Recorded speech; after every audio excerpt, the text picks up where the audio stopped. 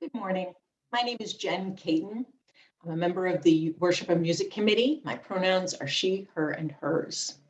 It's my pleasure to welcome you to First Parish of Plymouth Congregation's virtual service. This morning, our technical director is Paul Melville. The first portion of our service is recorded and uploaded on Facebook and YouTube. Our personal sharing during joys and concerns is not recorded. Please join us for our virtual coffee hour after service. Whoever you are, wherever you're from, whomever you love, whatever you believe, wherever you are on your journey, come walk with us this hour. Let us walk together this hour. Our call to worship comes from the words from the founding member of this congregation, Reverend John Robinson.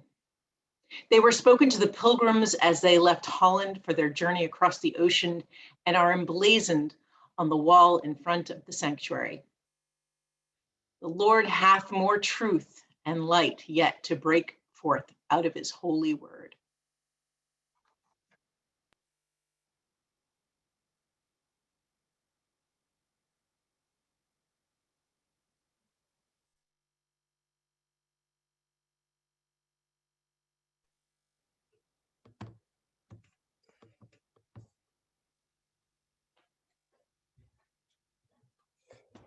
Good morning, everyone. I'm the Reverend Arthur Lavoie. My pronouns are he, him, and his. And I invite you to join me in lighting our chalice this morning by reciting the words that are printed on your screen. Love is the spirit of this church, and service is its law. This is our great covenant, to dwell together in peace, to seek the truth in freedom, to speak the truth in love, and to help one another. Please join in our when our heart is in a holy place.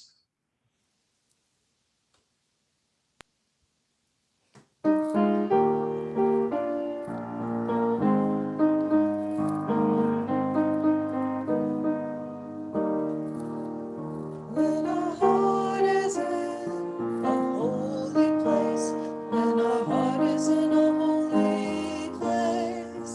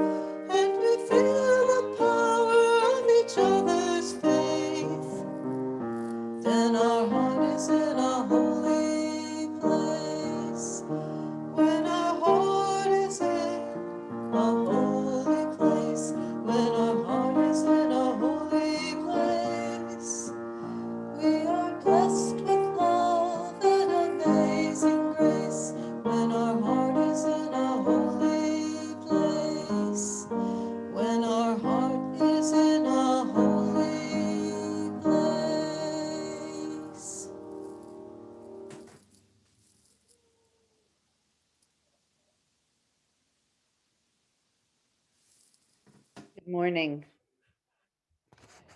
I'm Debbie Keller, the Director of Spiritual Enrichment, and my pronouns are she, her, and hers. A few weeks ago, about 2 weeks ago, the children received a package. It contained dirt, a cup, and a seed. They were asked to care for this seed, to nurture this seed, to talk and sing to this seed, and to love this seed. They were not told what the seed would grow into or what it would look like. Instead, they were asked to nurture, to give it what it needs to grow and flourish: soil, water, sun, and love. Could that be a metaphor for our vision here at First Parish? If our vision is our seed, what is our soil? What will we water it with? Will we talk to it, sing to it, love it?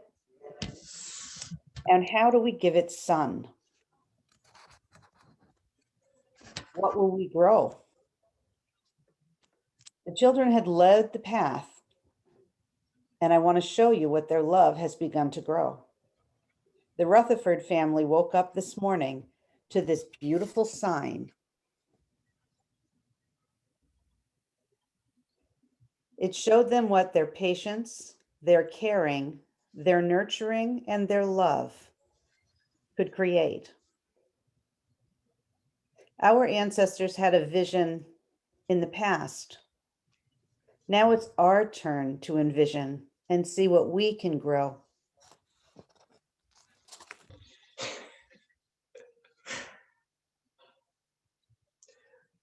We hold these truths to be self-evident, that all persons are created equal, that they are endowed by their Creator with certain inalienable rights, that among these are life, liberty, and the pursuit of happiness.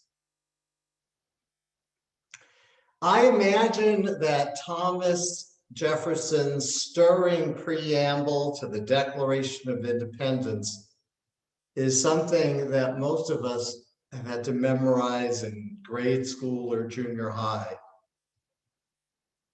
These words hold up a vision, an ideal of what we believe about human beings, about ourselves as a country, and about the world around us. Everything that is written in that declaration and later in the US Constitution, everything we stand for as a nation, should flow from that vision. It doesn't, of course. That's the thing about vision statements. When we look at them, they often remind us how deeply flawed we are and how inadequately we live up to our highest ideals. But we need them because they hold out hope for the future and call us to be our best selves, call us to be who we need to become. Not only do we need them, but we need to know what they are. We need to be able to memorize them and call them up.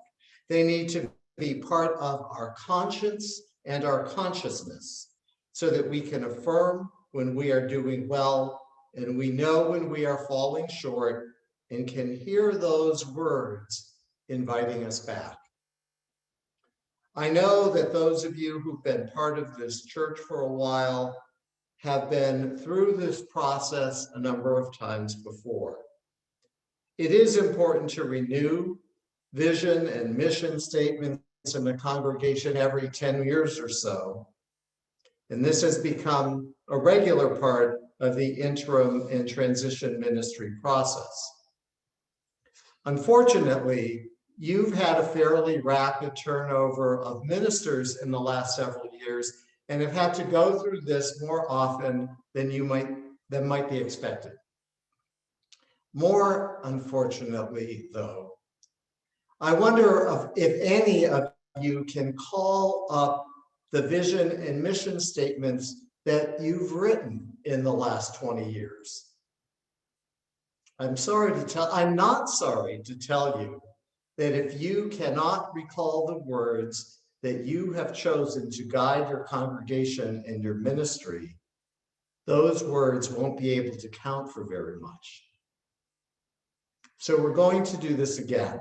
And this time around, the statements that you write will be used regularly in the Sunday services and used occasionally to open committee meetings. They'll be used so much that you'll know them when you hear them. And you will remember them, and they will become part of your conscience and your consciousness. The words that many of you do remember or partially remember are the words emblazoned on the sanctuary wall that Jenn read as our call to worship. They were given to you by your founding minister, the Reverend John Robinson. The Lord hath more truth and light yet to break forth from his holy word. Legend has it that he spoke these words as he blessed the little band of pilgrims as they left Holland on the great adventure that would bring them to these shores. And I have to say, it is one of the most brilliant visions that I have ever heard. And I'll say more about that in a bit. But that vision is a 17th century vision. Though much of its sentiment remains true and real for who this congregation is today, you need a more contemporary vision that says things in ways that John Robinson would not have been able to articulate 400 years ago. So I'm going to take that vision statement apart a bit and talk to you about why it was so radical for its day, and it was. The prevailing thinking, the prevailing theology at the time was that everything that could be known about God, the earth, and human beings was written in the Bible and had already been extrapolated and interpreted by religious authorities. There was nothing new to be known. John Robinson basically said that all was not already known, that the Lord continued to reveal new truths to humankind. He does at the end of the sentence refer to his holy word, which is another way of saying the Bible. So it appears that John Robinson was saying that all there is to be known is in the Bible, but that we haven't yet grasped all of its truths. So he is at the same time opening up the belief that there is still more truth and light or insight, more to understand than we have at our grasp at this moment. But he also seems to be saying that everything is still contained in the Bible. A few centuries later, one of the most famous Unitarian sayings takes this a little bit further by saying that revelation is not sealed, or all that is of God or the sacred has not already been spoken or revealed or understood. It was a counterpoint to that same traditional thinking that everything from the divine has already been said and interpreted. Our vision today would be, of course, to take that even further as our understanding continues to evolve. Now, I've been asked by a few of you if there is a difference between vision and mission statements and what that is. And I have to admit that the literature that's out there and some of the stuff from the UUA has not been helpful to me. So I'm going a bit off script with the work that I'm doing with you this morning. A vision, as I see it, like the preamble to the Declaration of Independence or John Robinson's words, a vision identifies the foundation of your collective theology, your collective belief about who you are as a people and what life is about. A mission identifies how you are compelled to act because of your vision and values. It's, for example, like taking the preamble to the Declaration of Independence and saying, so what are you going to do about this? If this is what you believe most deeply, how are you going to act in a world to put this vision into practice? That would be your mission. And we will tackle that at a later time. Now, here at First Parish in Plymouth, for example, if you say your vision is that you are a beloved community, your mission might be, to be more welcoming and accepting of others, to intentionally learn about people who are different so that we can understand more fully their needs and concerns. And we will do this work on mission statements at a later time once we've completed the visioning process. Now, I know that having Zoom meetings and breakout groups has lost its appeal for many of us. And I know this is the third month in a row that we are doing breakout groups as part of the service.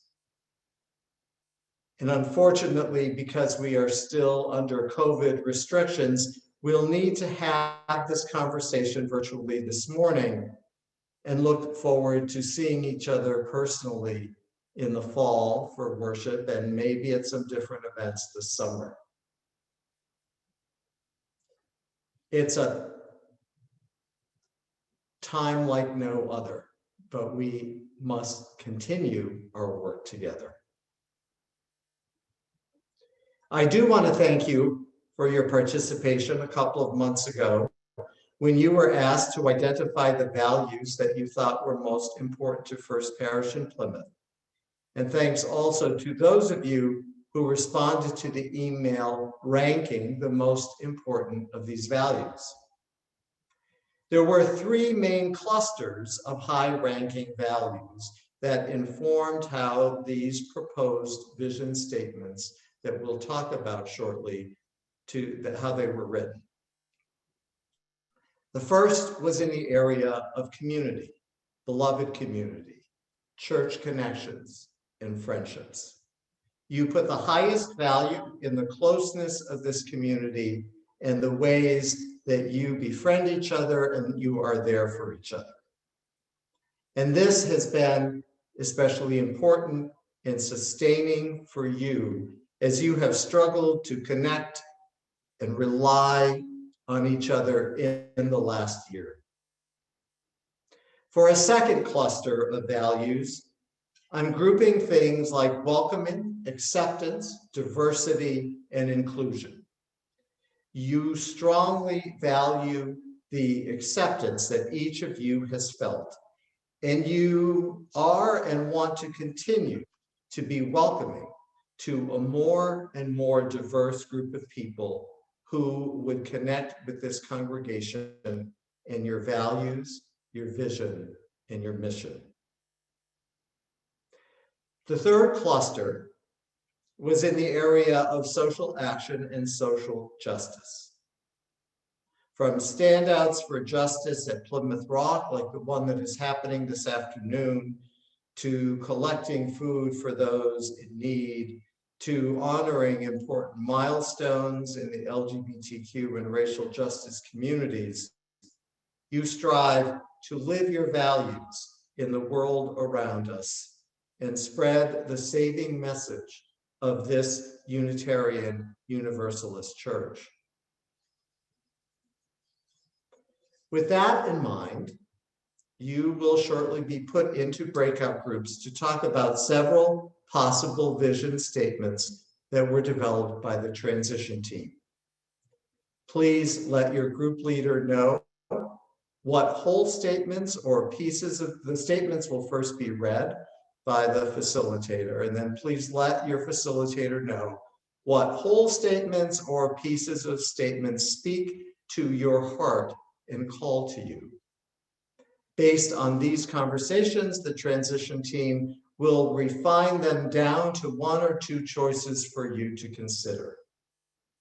please remember that this process of talking about these, of exploring and discussing these, is as important as the final outcome. As we move into our groups, let us imagine what are the truths that we hold to be self-evident for First Parish in Plymouth as you grow and develop in the 21st century. Amen, and blessed be. Thank you all for being part of that. I know it was only a short time, and we'll have more time to work with this, and I appreciate the input. And I want to thank Linda and Anne and Jan, who also helped to facilitate groups this morning. Our closing hymn this morning is "Come and Go With Me to That Land." Please join in singing. Thank you.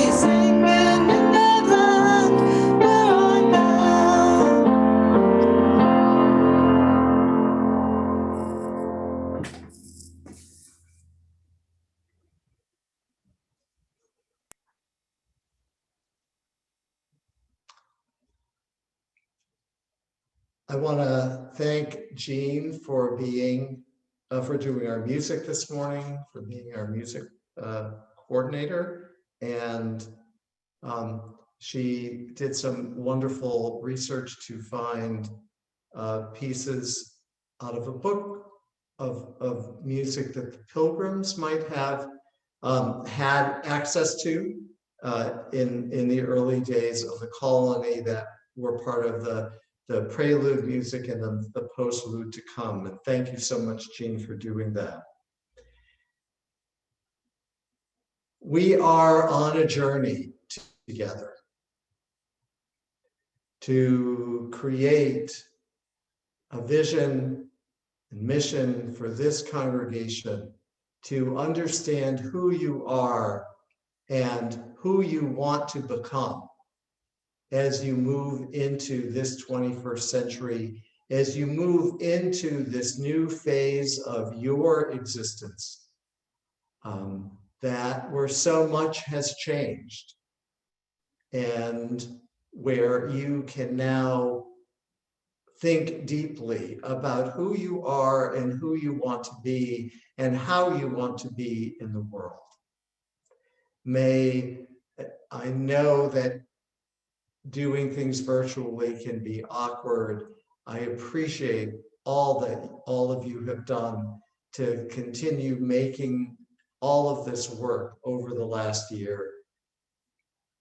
And let us move together into the future, and hopefully a future where we can be in person more, and let us keep envisioning, revisioning, and finding ways to live out the values, the vision, and the mission of who this congregation is.